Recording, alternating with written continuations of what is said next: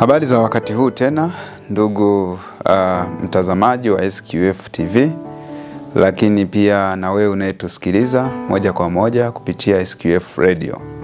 Karibu sana katika kipindi hiki cha Kodi Kiganjani. Karibu sana. Kipindi kilichopita, wiki iliyoisha, tulizungumza kwa kina kuhusiana na malipo ambayo mwajiriwa analipwa, lakini baada ya kuwa amelipwa malipo hayo tukasema yanapaswa kuwa na sifa ya kwenda kutozwa kodi. Tuliangalia malipo ya aina mbalimbali ambayo mwajiriwa analipwa, na malipo hayo akishalipwa yatapaswa kwenda kujumuishwa katika mapato ya jumla ambayo yatapaswa kutozwa kodi. Tunasema hivi kwa sababu sio malipo yote ambayo mwajiriwa analipwa yanapaswa kwenda kujumuishwa katika mapato ya jumla ambayo yanatokana na ajira ya mtu huyo ili akatozwe kodi. Kwa hiyo kipindi kilichopita tuliangalia kwa kina sana. Siku hii ya leo ninahitaji kuzungumzia faida ambazo mwajiriwa anazipata kutokana na ajira ambazo zinapaswa kuhusishwa katika yale mapato ambayo mtu anapaswa kutozwa kodi. Lakini kipindi kile tulizungumzia malipo ambayo yanafanyika moja kwa moja kwa njia ya keshi. Lakini ukumbuke kwamba mwajiriwa anapokuwa ameajiriwa kuna faida ambazo anazipata, lakini sio kwa njia ya keshi, yani halipi keshi. Lakini kwa sababu yuko katika ajira anajikuta anaenjoy zile benefit, lakini sio kwamba amelipwa moja kwa moja labda kwa fedha. Sasa leo ninatamani tuzungumzie faida ambazo mwajiriwa anazipata anapokuwa katika ajira, lakini faida hizo sio keshi moja kwa moja, kwa maana ya kwamba sio fedha anazipokea moja kwa moja, lakini ni benefit ambazo anazienjoy. Lakini benefit hizo au faida hizo zinapaswa kujumuishwa katika mapato ya jumla ambayo yanaenda kutozwa kodi. Ziko benefit ni kind nyingi au faida zisizokuwa zinalipwa moja kwa moja, lakini mwajiriwa anazienjoy au ananufaika nazo. Benefit ni kind ya kwanza ni motor vehicle benefit ni kind, lakini kuna benefit nyingine inaitwa loan benefit ni kind, na ya tatu inaitwa housing benefit ni kind. Hizo ndo kwa mara nyingi tunaziangalia, lakini zipo benefit ni kind nyingi sana ambazo mwajiriwa anaweza akanufaika nazo. Tunaposema motor vehicle benefit ni kind, hii ni faida ambayo mwajiriwa ananufaika nayo kwa kupewa gari na mwajiri wake. Kwa hiyo mwajiri anampa gari mwajiriwa na mwajiriwa anakuwa na haki ya kulitumia. Hapo kuna namna, nikiwa ninaizungumzia kwa kina hii, kuna namna tutaiangalia na tutaona namna ambavyo benefit hii inaweza kuhusishwa katika kodi na namna ambavyo haiwezi kuhusishwa katika kodi. Lakini itoshe tu kusema kwamba motor vehicle benefit ni kind, tunakuwa tunazungumzia faida ya gari ambayo mwajiriwa anakuwa amepewa na mwajiri wake. Lakini kuna loan benefit ni kind. Tunaposema loan benefit ni kind, hii ni faida ambayo mwajiriwa anaipata kutokana na kwamba anaweza akapewa mkopo na mwajiri wake, na mkopo huo akawa haulipi interest yoyote, yani akawa haulipi riba yoyote kama ambavyo angeweza kulipia riba kama angechukua nje. Kwa hiyo hapa kuna benefit, kuna faida, kwa maana ya kwamba anaenjoy ile faida ya kuto kulipa riba. Sasa ile riba ambayo anakuwa anaenjoy, kuna namna ambayo tunaiingiza katika mapato yake ya jumla ambayo yanapaswa kutozwa kodi, ukizingatia tu kwamba vigezo fulani vya msingi vitakuwa vimefikiwa. Lakini la tatu ni housing benefit in kind, pale ambapo mwajiriwa anakuwa amepewa nyumba na mwajiri na ana enjoy anaenjoy ile faida ya kutumia ile nyumba kwa sababu yuko kwenye ajira. Lakini na yenyewe tutakapokuwa tunaijadili, tutaijadili kwa kina, maana kuna vigezo mbalimbali ambavyo vinapaswa kufikiwa ndio tuseme kwamba hapa kuna housing benefit. Kwa siku ya leo ninaomba niongelee hii ya kwanza, hii motor vehicle benefit in kind, kwamba ni faida ambayo mwajiriwa ananufaika nayo kwa sababu ya kuwa amepatiwa gari na mwajiri wake. Kuna vigezo ambavyo ni vya msingi ili tuseme kwamba hapa kuna motor vehicle benefit in kind. Kuna vigezo vya msingi ambavyo lazima uvizingatie. Kigezo cha kwanza tunasema ni lazima mwajiriwa awe amepewa gari na mwajiri. Kwa hiyo yule anayetoa lile gari lazima awe mwajiri. Sasa kwenye mwajiri hapa nilishazungumza sana kwenye vipindi vya nyuma. Tunazungumzia ni chombo chochote ambacho kina utambulisho wa kisheria au ni mtu yeyote ambaye anatambulika kisheria kama mwajiri. Kwa hiyo hapa tunazungumzia makampuni, tunaongelea mashirika, tunazungumzia taasisi mbalimbali na vitu kama hivyo. Wote hao ni waajiri. Kwa hiyo mwajiri kama kampuni, labda tuchukulie mfano, anapokuwa amempatia gari mwajiriwa, tunasema hicho ni kigezo cha kwanza cha kukiangalia. Kwa hiyo ile gari lazima iwe imetolewa na mwajiriwa. Lakini kigezo cha pili tunachokiangalia, lile gari ambalo mwajiriwa anakuwa amepewa, anapaswa kuwa na uhuru wa kulitumia kwa matumizi yake binafsi, yani private use. Kwamba nimepewa gari na kampuni, ni kweli, lakini gari hili nina uhuru wa kulitumia katika matumizi yangu binafsi. Labda baada ya masaa ya kazi naweza nikalitumia nyumbani kwenye shughuli zangu, naweza nikalitumia kwa ajili ya shughuli zangu binafsi na rafiki zangu, familia yangu na matumizi mengine binafsi ambayo mimi ninaweza nikawa ninalitumia gari hilo. Hiyo ni kigezo cha pili, kwamba lile gari lazima mwajiriwa awe na uhuru wa kulitumia kwenye matumizi yake binafsi. Kitu cha tatu tunachokiangalia, tunasema mwajiri anapaswa kuclaim zile gharama za kulipea, kufanya maintenance, lakini pia na ownership ya hilo gari mwajiri. Yani kama kampuni inapaswa kuzideclare zile gharama zote za kuendesha lile gari kwenye taarifa zao kama kampuni. Tunaposema repair ni kwamba labda gari limepata changamoto kidogo, kampuni ndio inapaswa kuwa responsible kwa ajili ya kufanya ile repair.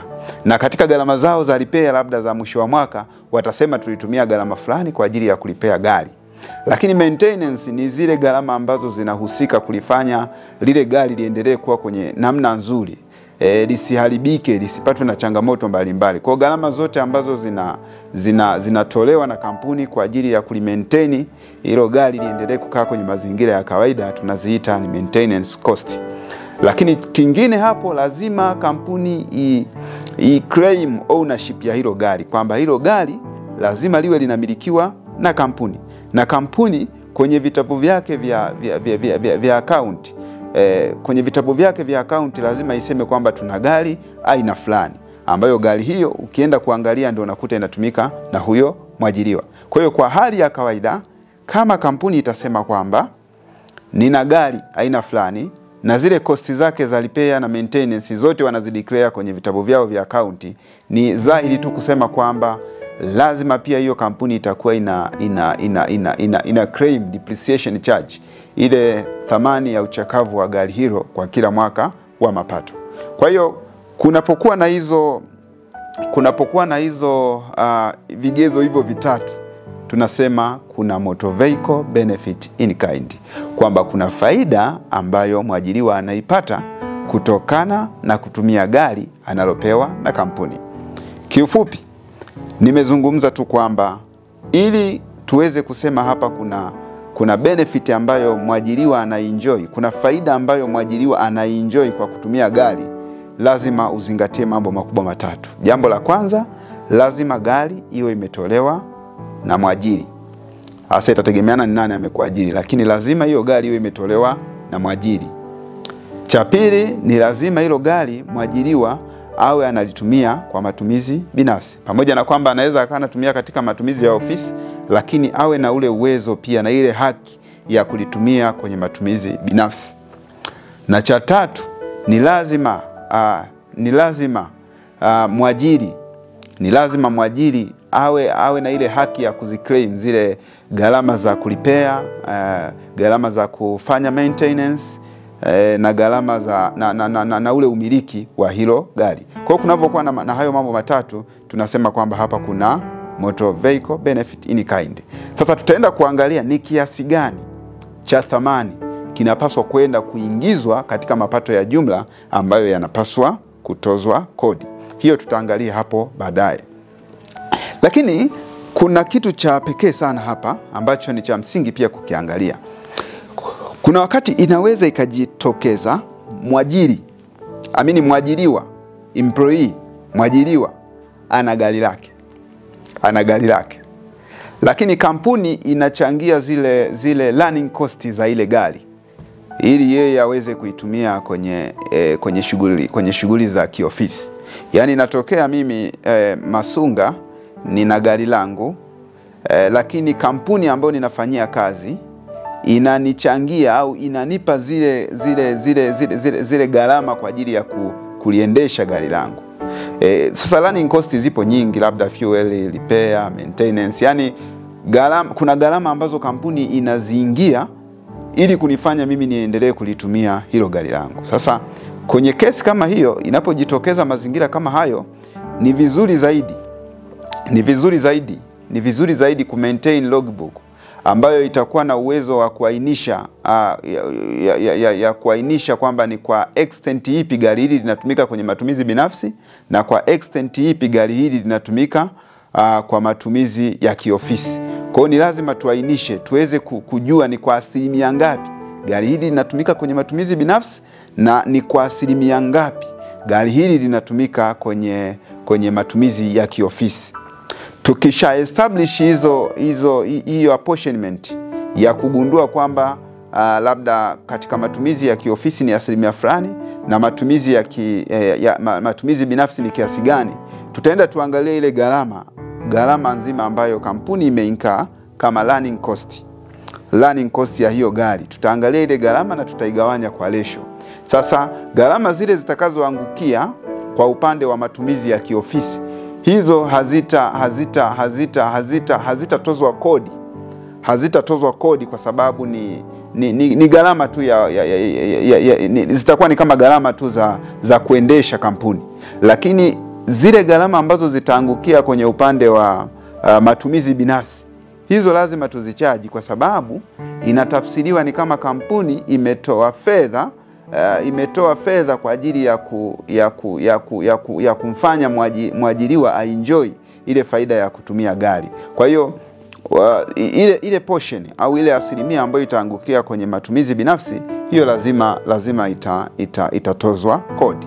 Nilitaka tu niliweke sawa hilo kwa sababu kuna wakati ambao mwajiriwa anakuwa hajapewa gari na kampuni, lakini anakuwa anatumia gari yake na kampuni inamfanyia zile running cost, inamlipia zile running cost. Sasa baada ya kuangalia hizo criteria, hivyo vigezo kuwa vimefikiwa, ni lazima tukajue ni kiasi gani cha thamani ambacho kinapaswa kwenda kuingizwa katika mapato ya jumla ya mtu huyu ili tuweze kujua kodi ambayo anapaswa kulipa. Kwa mjibu wa sheria ya kodi ya mapato, kuna jedwali kule chini kabisa kwenye sheria ya kodi ya mapato, kuna jedwali namba 5 ambalo linaonyesha thamani ambayo inapaswa kwenda kujumuishwa katika mapato ya jumla kutokana na matumizi ya gari. Niseme tu kwamba yale magari ambayo yanakuwa, tuna vigezo kama viwili. Cha kwanza, kule kwenye jedwali tutakuwa tunaangalia gari hilo lina muda gani. Je, tangu limesajiliwa liko chini ya miaka 5 au liko juu ya miaka 5? Yale magari ambayo yamesajiliwa ndio mwaka wa kwanza limesajiliwa au wa pili mpaka 5, hiyo itakuwa ni kigezo cha kwanza. lakini pia kama limesajiliwa ni miaka 5 sasa au zaidi imepita, hiyo ni kigezo cha pili. Kwa hiyo tutakuwa na kigezo cha kuangalia, je, limesajiliwa kwa chini ya miaka 5 au tangu limesajiliwa ni kwa kipindi ambacho kiko juu ya miaka 5. Lakini kigezo kingine ambacho tutakiangalia, tutakuwa tunaangalia ile engine capacity. Tunavyosema engine capacity ni kama uwezo wa engine, kama size ya engine, kama ukubwa wa engine tutakuwa tunaangalia. Kwa hiyo utakuwa unaangalia engine ya hili gari ina ukubwa kiasi gani. Lakini pia utakuwa unaangalia tangu limesajiliwa hili gari ni kwa kipindi cha miaka 5, ni kwa kipindi cha chini ya miaka 5 au ni kwa kipindi cha juu ya miaka 5. Hiyo ndio itakuongoza wewe kuweza kujua ni kiasi gani kinapaswa kwenda kujumuishwa katika mapato ya jumla yanayotokana na ajira ya mtu huyo.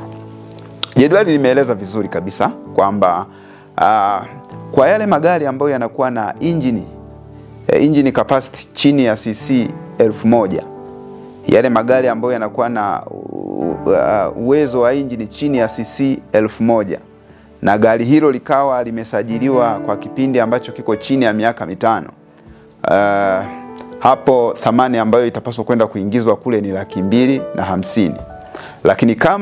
Lakini kama gari hilo ambalo lina uwezo wa cc 1000 na kushuka chini litakuwa limesajiliwa kwa kipindi cha zaidi ya miaka 5, labda miaka 6-7, hapo thamani ambayo itapaswa kuthamanishwa ni kiasi cha shilingi 125,000, yaani nusu ya ile 250,000 kama likiwa chini ya miaka 5. Lakini kwa magari ambayo yana uwezo wa cc zaidi ya 1000 lakini si kuzidi mpaka 2000 hapo, yani iwe ni cc 2000, cc 2000 ndio iwe kikomo cha mwisho na zaidi ya cc 1000. Kwa hiyo kuanzia 1000 hapo, kuzidi 1000 kidogo hapo mpaka 2000, na ikawa imesajiliwa kwa kipindi cha chini ya miaka 5, hapo thamani ambayo itaenda kuhusishwa ni 500,000. Kama ikizidi miaka 5 na kuendelea, maana ikawa 6-7 na kuendelea, huko ni shilingi 250,000. Lakini kwa magari ambayo yana uwezo wa cc zaidi ya 2000 lakini isizidi 3000, yani uwezo wake ni kuanzia 2000 na point hapo, lakini isizidi 3000, na ikawa imesajiliwa kwa kipindi cha chini ya miaka 5, hapo thamani ambayo itathamanishwa ni 1,000,000. Lakini kama itakuwa inazidi miaka 5 kwa maana ya 6-7 na kuendelea, thamani ambayo itapaswa kuthamanishwa ni shilingi 500,000.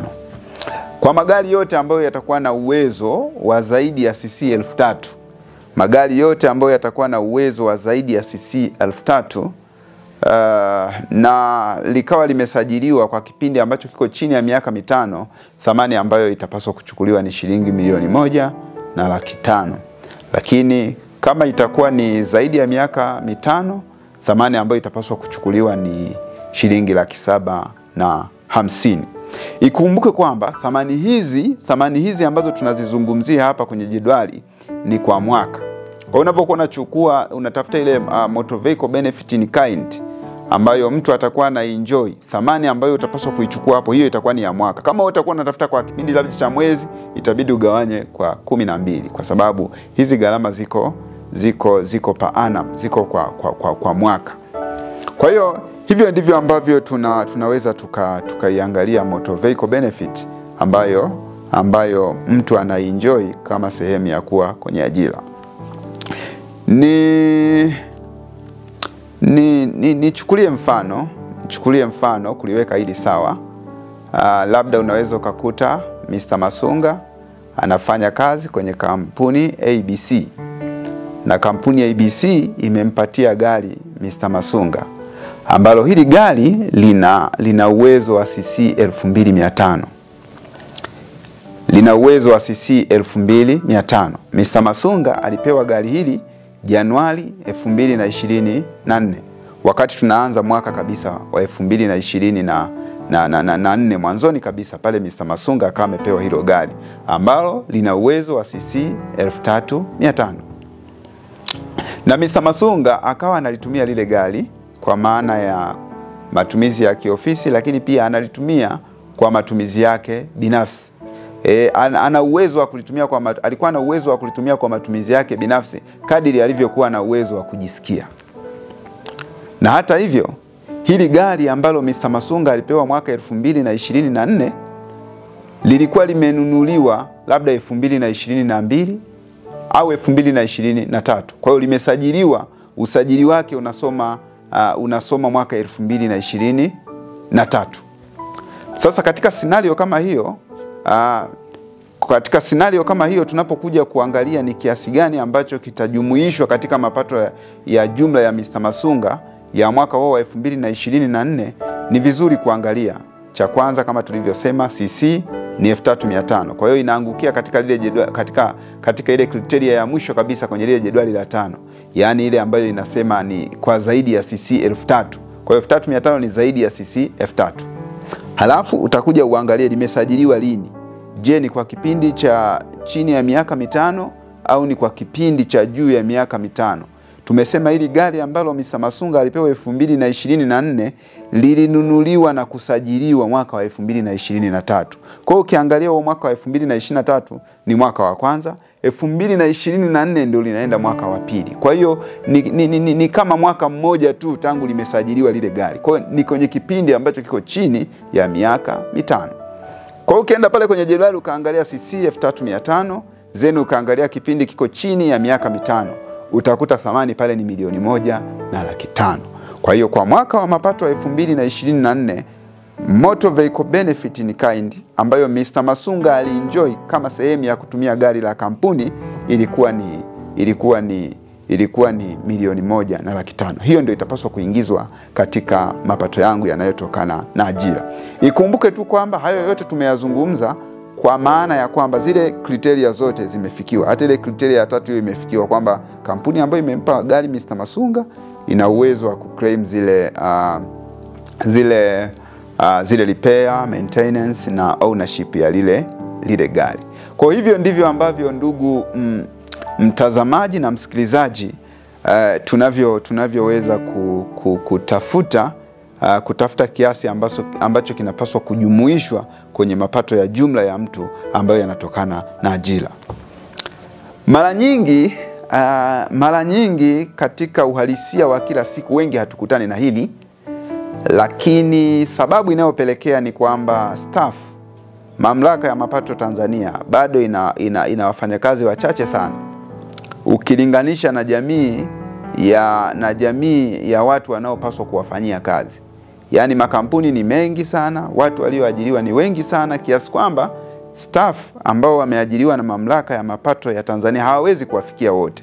Ndio maana saa zingine unaweza kukuta vitu kama hivi ambavyo tunavizungumza kwa muktadha wa sheria havijafikiwa. Lakini itoshe tu kusema kwamba hivyo ndivyo inavyopaswa kuwa. Sasa wewe mwenyewe unaweza ukajiassess kuona kama unaangukia katika kipengele ambacho kinakuhitaji ulipe kodi, au uko katika mazingira salama zaidi ya kuto kulipa kodi kutokana na gari ambalo kampuni imekupatia na unaendelea kulitumia. Ninashukuru sana kwa wakati wako na muda wako. Tukutane tena katika kipindi kingine cha Kodi Kiganjani.